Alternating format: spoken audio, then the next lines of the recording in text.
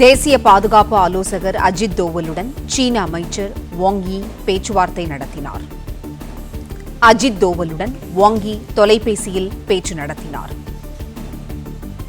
போர் இந்தியாவின் தேர்வு அல்ல என அஜித் தோவல் அப்போது விளக்கமளித்தார். தேசிய பாதுகாப்பு ஆலோசகர் அஜித் தோவலுடன் சீன அமைச்சர் வாங் யி தொலைபேசியில் பேச்சு நடத்தினர். போர் இந்தியாவின் தேர்வு அல்ல என அஜித் தோவல் விளக்கமளித்தார்.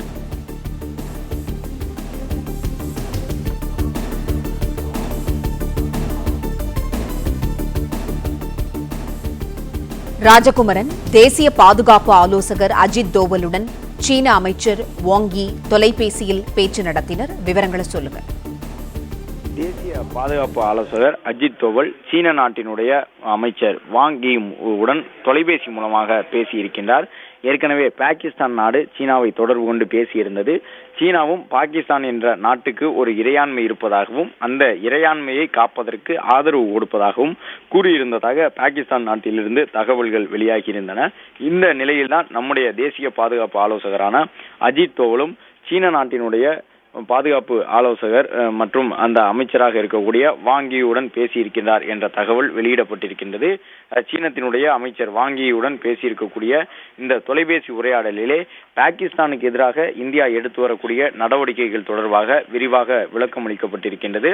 ஏனென்றால் ஏற்கனவே சீனாவிற்கு இந்திய தரப்பிலிருந்து ஏன் இந்த தாக்குதலுக்கான காரணம் அமைந்தது என்பது தொடர்பாக குறிப்பிட்டு சொல்லியிருந்தார்கள். பாகிஸ்தான் மீது தாக்குதல் நடத்துவதற்கான தேவை ஏன் எழுந்தது என்பது தொடர்பாக அமெரிக்கா, பிரான்ஸ், பிரிட்டன், ரஷ்யா உள்ளிட்ட நாடுகளுக்கு விளக்கம் அளித்ததை போன்று சீனாவிற்கும் நம்முடைய தரப்பிலிருந்து தகவல் தெரிவிக்கப்பட்டிருந்தது. இந்த தருணத்தில் அடுத்த கட்டமாக இந்தியா பாகிஸ்தான் தொடர்பாக சில முக்கிய முடிவுகளை எடுக்க இருக்கின்றது. ஏனென்றால் நம்பிக்கை துரோக செயலில் பாகிஸ்தான் ஈடுபட்டு நம்முடைய ராணுவத்தின் வீரர்கள், எல்லை பாதுகாப்பு படை வீரர்கள் தங்களுடைய வழக்கமான நிலைகளுக்கு திரும்ப முற்பட்ட பொழுது ஒரு தாக்குதலை நடத்தி இருக்கின்றார்கள். வழக்கமாக முதுகுக்கு பின்னால் நின்று தாக்கக்கூடிய நடைமுறையைத்தான் பாகிஸ்தான் ராணுவம் தன்னுடைய யுக்தியாக பயன்படுத்தும். அதே போன்ற ஒரு நடைமுறையை மீண்டும் பயன்படுத்தி இருக்கின்றார்கள். இதன் காரணமாக நம்முடைய எல்லை பாதுகாப்பு படை வீரர் ஒருவர் உயிரிழந்திருக்கின்றார். அதே தருணத்தில் பாகிஸ்தானுக்கு எதிராக இந்தியா வலிமையான நடவடிக்கையை எடுப்பதற்கான ஒரு தேவை எழுந்திருக்கின்றது.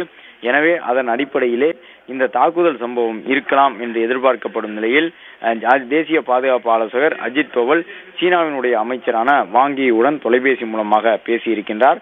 நாட்டின் எல்லைப்புற மாநிலங்கள் அனைத்தும் தயார் நிலையில் வைக்கப்பட்டிருக்கின்றன. குறிப்பாக குஜராத், பஞ்சாப் உள்ளிட்ட மாநிலங்களும், ஜம்மு காஷ்மீரை ஒட்டி இருக்கக்கூடிய இமாச்சல பிரதேசம் உள்ளிட்ட மாநிலங்களில் இருக்கக்கூடிய பகுதிகளும், ராஜஸ்தான் மாநிலத்தில் இருக்கக்கூடிய முக்கிய நகரங்களும் மின்வெட்டின் மூலமாக ஒரு இருட்டான நிலைக்கு கொண்டு செல்லப்பட்டிருக்கின்றது. ஏனென்றால் GPS உள்ளிட்ட கண்காணிப்பு கருவிகள் இருந்தாலும் கூட தரையில் இருக்கக்கூடிய அந்த நகரங்கள் குறித்த மின்னொளி விளக்குகளை பார்த்தால்தான் எளிதாக போர் விமானங்களால் தாக்குதல் நடத்த முடியும். எனவே முக்கியமான பெரிய நகரங்களை எல்லாம் மின் விளக்குகளை அணைத்து ஒரு இருளான சூழலில் வைத்திருக்கும் பொழுது அந்த GPS உள்ளிட்ட கருவிகள் வசதிகள் இருந்தாலும், ரேடார் உள்ளிட்டவை இருந்தாலும் மிக துல்லியமாக கணித்து ஒரு குறிப்பிட்ட பகுதியிலே போர் விமானங்களால் தாக்குதல் நடத்த முடியாது. எனவே அதனை உணர்ந்துதான் இந்திய ராணுவம் தற்பொழுது பல இடங்களிலும் மின்வெட்டினை ஏற்படுத்தி இருக்கின்றது. அதன்படி ட்ரோன்களினுடைய தாக்குதல் அதிகம் இருக்கக்கூடிய பகுதியை எல்லாம் கண்டறிந்து அந்த பகுதியிலே தொடர்ந்து அந்த மின்வெட்டின் மூலமாக எல்லை பகுதியை பாதுகாப்பதற்கான நடவடிக்கைகள் மேற்கொள்ளப்பட்டிருக்கின்றன. அது மட்டுமல்லாமல் தொடர்ச்சியாகவே இந்திய ராணுவம் இந்த ட்ரோன்கள் மூலமாக நடத்தப்படக்கூடிய தாக்குதலை தடுத்து நிறுத்துவதற்கான நடவடிக்கையை மேற்கொண்டிருக்கின்றது. அதே போன்று ஏவுகணைகள் ஏதேனும் இந்திய வான்பரப்பை நோக்கி வருமா என்ற ஒரு கேள்வியும் இருக்கின்றது. அதனை ஒட்டி வான் அமைப்புகளை தொடர்ந்து கண்காணித்தபடியே இந்திய ராணுவம் இருக்கின்றது. பல்வேறு இடங்களில் இருந்து நம்முடைய வானியல் அமைப்புகள் செயல்பட்டு கொண்டிருக்கின்றன. S-400 என்று பெயரிடப்பட்டிருக்கக்கூடிய ரஷ்யாவின் வானியல் அமைப்பின் மூலமாக அந்த பாதுகாப்பு நடைமுறைகள் எல்லாம் பின்பற்றப்படுகின்றன. அது மட்டுமல்லாமல் பராக் என்று சொல்லப்படக்கூடிய இந்தியாவினுடைய வானியல் அமைப்பும் நமக்கான பாதுகாப்பு நடைமுறைகளை பின்பற்றி வானியல் அமைப்பாக செயல்பட்டு கொண்டிருக்கின்றது. ஆகாஷ் உள்ளிட்ட தரையில் இருந்து வான் இலக்குகளை தாக்கி அழிக்கக்கூடிய ஏவுகணைகளும் இவ்வாறு இந்த பணியிலே ஈடுபட்டிருக்கின்றன. சீன வெளியுறவுத்துறை அமைச்சகம் சொல்லி இருக்கக்கூடிய கருத்துக்கள் என்னவென்றால், பெஹல்காம் பயங்கரவாத தாக்குதல் இந்திய ராணுவ வீரர்களிடையே ஒரு கடுமையான பாதிப்புகளை ஏற்படுத்தி இருக்கின்றது என்பதை சீன தரப்பில் குறிப்பிட்டு சொல்லியிருக்கின்றார்கள். அஜித் தோவல் அவர்கள் பேசியிருந்த அந்த பேச்சினுடைய முக்கியமான விஷயங்கள் தற்பொழுது வெளியாகி இருக்கின்றன. அதன்படி சீன மக்கள் குடியரசினுடைய வெளியுறவுத்துறை அமைச்சகம் ஒரு சில கருத்துக்களை தெரிவித்திருக்கின்றது. அதில் பஹல்காம் பயங்கரவாத தாக்குதல் இந்திய மக்களிடையே கடுமையான பாதிப்பினை ஏற்படுத்தி இருக்கின்றது. பயங்கரவாத எதிர்ப்பு நடவடிக்கைகளை இந்தியா எடுக்க வேண்டும் என்று அதன் காரணமாகவே அதற்கான முயற்சிகள் நடைபெற்று வருவதாகவும் அஜித் தோவல் தங்களிடம் தெரிவித்திருந்ததாக சீன வெளியுறவுத்துறை அமைச்சகம் சார்பில் அதிகாரப்பூர்வமாக தெரிவிக்கப்பட்டிருக்கின்றது. போர் இந்தியாவின் விருப்பம் அல்ல, எந்த ஒரு தரப்பின் நலன்களுக்கும் போர் உகந்தது அல்ல என்பதில் இந்தியா தெளிவாக இருப்பதாக சீனா குறிப்பிட்டிருக்கின்றது. இந்தியாவும் பாகிஸ்தானும் போர் நிறுத்தத்திற்கு உறுதி பூண்டு அந்த தெற்காசிய பிராந்தியத்தினுடைய அமைதி மற்றும் ஸ்திரத்தன்மையை விரைவில் மீட்டெடுக்க எதிர்நோக்குகின்றன என்ற ஒரு கருத்தையே அஜித் தோவல் சீன வெளியுறவுத்துறை அமைச்சரிடம் குறிப்பிட்டிருந்ததாக இதில் பதிவு செய்திருக்கின்றார்கள். மேலும் பஹல்காம் பயங்கரவாத தாக்குதலை சீனா கண்டிப்பதாகவும் அனைத்து வகையான பயங்கரவாதத்தையும் சீனா எதிர்ப்பதாகவும் வாங்கி அஜித் தோவல் அவர்களிடம் உறுதியளித்திருப்பதாக சீன வெளியுறவுத்துறை அமைச்சகம் தெரிவித்திருக்கின்றது. தற்போதைய சர்வதேச நிலைமை கொந்தளிப்பான ஒரு சூழ்நிலையில் இருக்கின்றது. அது மட்டுமல்லாமல் அனைத்து நாடுகளும் ஒன்றோடு ஒன்று பின்னி பிணைந்திருக்கின்றது. சர்வதேச அளவில் ஏற்பட்டிருக்கக்கூடிய பிரச்சனைகள் ஒவ்வொரு நாடோடும் தொடர்புடையதாக இருக்கின்றது என்று குறிப்பிட்டிருக்கக்கூடிய சீனா ஆசிய பிராந்தியத்திலே அமைதியும் ஸ்திரத்தன்மையும் கடின உழைப்பின் காரணமாக போற்றப்பட வேண்டும். இந்த அளவு ஆசிய பிராந்தியம் என்பது அமைதியாகவும் ஸ்திரத்தன்மையுடன் இருப்பதற்கு பலருடைய கடின உழைப்பு தான் காரணம் என்பதை சீனா இந்தியாவிடம் கூறியதாகவும் இந்தியாவும் பாகிஸ்தானும் விலகி செல்ல முடியாத எல்லை கோட்டுடன் ஒன்றோடு ஒன்று இணைந்திருக்கக்கூடிய நாடுகள் என்றும் இரண்டும் சீனாவினுடைய அண்டை நாடுகள் என்பதையும் சீன தரப்பில் இந்தியாவிடம் கூறியிருப்பதாக அந்த நாட்டினுடைய வெளியுறவுத்துறை அமைச்சகம் குறிப்பிட்டிருக்கின்றது. போர் இந்தியாவின் தேர்வு அல்ல என்ற கூற்றை சீனா பாராட்டுகின்றது. இந்தியாவும் பாகிஸ்தானும் அமைதியாகவும் நிதானமாகவும் இருக்க வேண்டும் என்கின்ற தங்களுடைய ஆசையை பாகிஸ்தானுக்கும் இந்தியாவிற்கும் கோரிக்கையாக சீனா விடுத்திருக்கின்றது.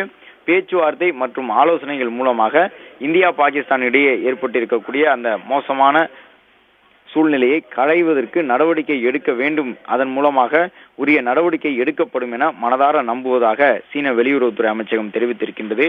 இந்தியாவும் பாகிஸ்தானும் ஒரு சேர ஒன்றாக ஆலோசனைகள் மூலம் விரிவான நீடித்த போர் நிறுத்தத்தை அடைய வேண்டும் என்பதையே சீனா விரும்புவதாக சீன வெளியுறவுத்துறை அமைச்சகம் குறிப்பிட்டிருக்கின்றது. இந்தியா மற்றும் பாகிஸ்தானினுடைய அடிப்படை நலன்களுக்காகவும் சர்வதேச சமூகத்தின் பொதுவான விருப்பமாகவும் உள்ளது என்றும் சீனா குறிப்பிட்டிருக்கின்றது. அதாவது நம்முடைய தேசிய பாதுகாப்பு ஆலோசகர் அஜித் தோவல் சீனாவினுடைய வெளியுறவுத்துறை அமைச்சகத்தை தொடர்பு கொண்டு பேசியிருக்கின்றார். அப்பொழுது பஹல்காம் தாக்குதலை சீனா கண்டித்திருக்கின்றது.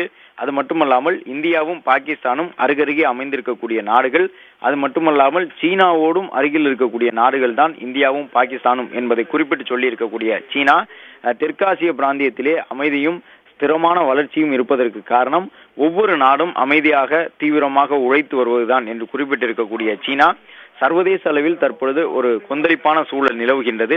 எனவே ஒவ்வொரு நாடும் மற்றொரு நாட்டுடன் விநியோக சங்கிலி மூலமாக இணைந்திருக்கின்றது.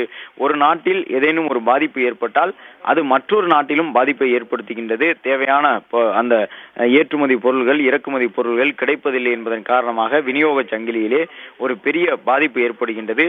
அதனை இரண்டு நாடுகளும் உணர்ந்து செயல்பட வேண்டும் என்று சீனா குறிப்பிட்டிருக்கின்றது.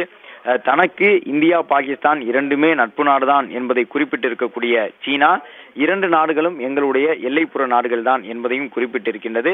எனவே பாகிஸ்தானுக்கு சீனா ஆதரவு அளித்திருக்கின்றதா என்பதை அதிகாரப்பூர்வமாக நாம் இதுவரை உறுதி செய்ய முடியவில்லை. இரண்டு நாடுகளும் நட்பு நாடுகளாக சீனாவிற்கு இருப்பதாக அந்த நாடு உறுதியளித்திருக்கின்றது.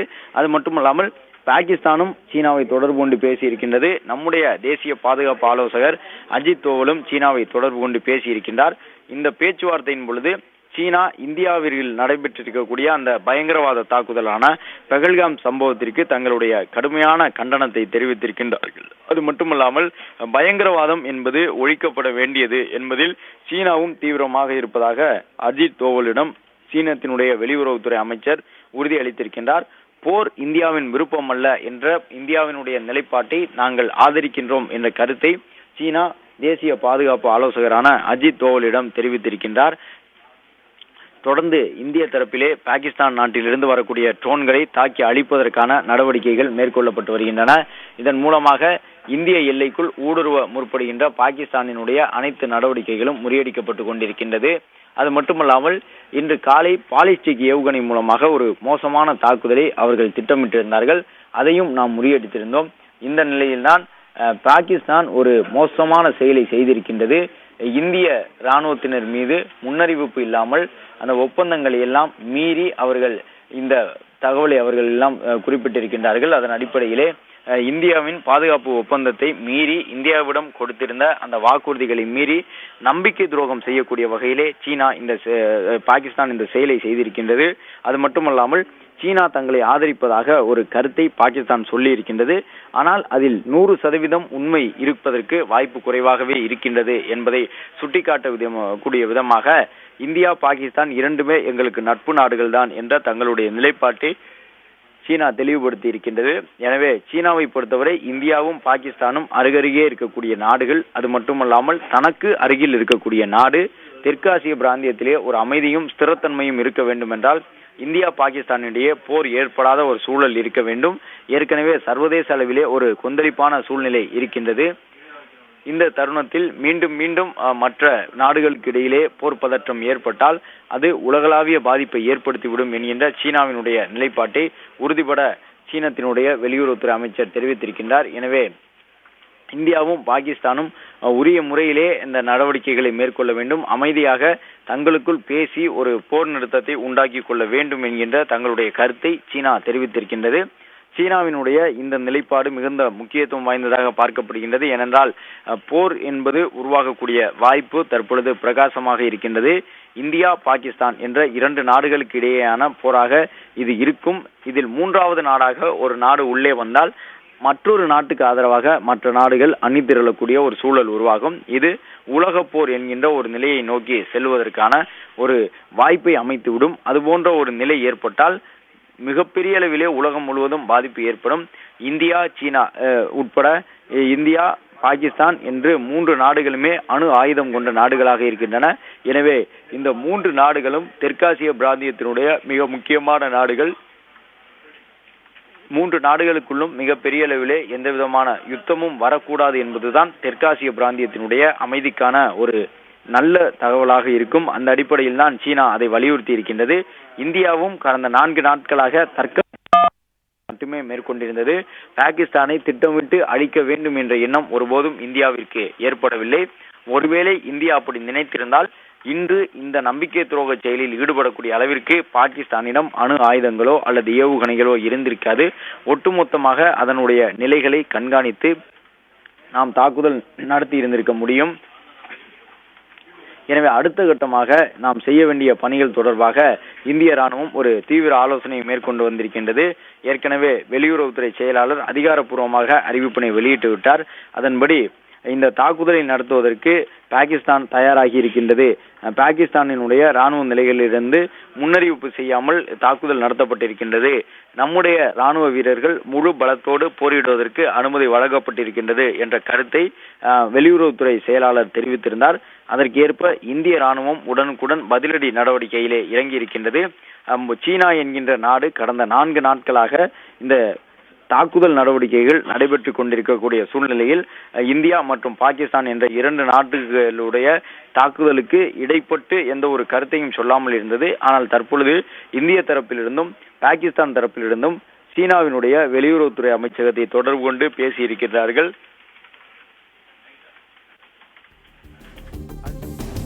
பாகிஸ்தான் நாடு வெளியிட்டிருக்கக்கூடிய செய்திகளை பார்த்தோம் என்றால் சீனா தங்களுக்கு ஆதரவு அளித்திருப்பதாக பாகிஸ்தான் கூறியிருக்கின்றது. அதில் எந்த அளவு உண்மைத்தன்மை இருக்கின்றது என்பது தெரியவில்லை. ஆனால் சீனாவை பொறுத்தவரை இந்திய தரப்பிடம் பேசும் பொழுது, அதாவது நம்முடைய தேசிய பாதுகாப்பு ஆலோசகர் அஜித் தோவலிடம் பேசும் பொழுது ஒரு விஷயத்தை தெளிவாக சொல்லி இருக்கின்றார்கள். அதன்படி இந்தியா பாகிஸ்தான் இரண்டுமே எங்களுக்கு நட்பு நாடுதான் என்பதை சீனா உறுதிபட தெரிவித்திருக்கின்றது. அது மட்டுமல்லாமல் இந்த 2 நாடுகளும் ஒருவரிடமிருந்து ஒருவர் விலகி செல்ல முடியாதபடி ஒட்டி நில எல்லையை பகிர்ந்து கொள்ளக்கூடிய நாடுகள், அருகருகே இருக்கக்கூடிய நாடுகள் சீனா மற்றும் இந்தியா பாகிஸ்தான் ஆகிய மூன்றும். எனவே இந்த 3 நாடுகளுக்கிடையே ஒரு ஒற்றுமை இருக்க வேண்டும் என்ற அடிப்படையிலே தங்களுடைய கருத்துக்களை சொல்வதாக சீனா கூறியிருக்கின்றது. மேலும் நிலைமை மோசமடைவதை தவிர்ப்பதற்கான நடவடிக்கைகள் இரண்டு தரப்பிலிருந்தும் மேற்கொள்ளப்படும் என்பதை எதிர்பார்ப்பதாகவும் சீனா குறிப்பிட்டிருக்கின்றது. இந்தியாவும் பாகிஸ்தானும் ஒன்றாக அமர்ந்து பேசி விரிவான ஒரு நீடித்த போர் நிறுத்தத்தை அடைய வேண்டும் என்பதே தங்களுடைய நோக்கம் என்பதையும் சீனா குறிப்பிட்டிருக்கின்றது.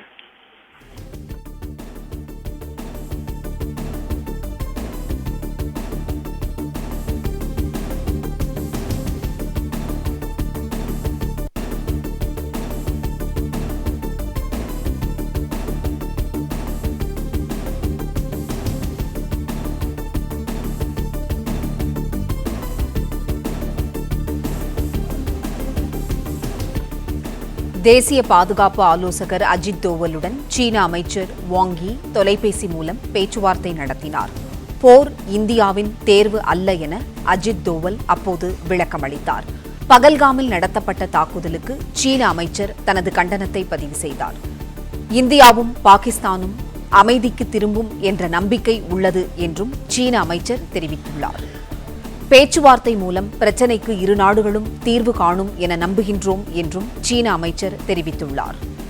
இரு நாடுகளும் போர் நிறுத்தத்தை கடைபிடிக்க வேண்டும் என சீன அமைச்சர் தெரிவித்தார்.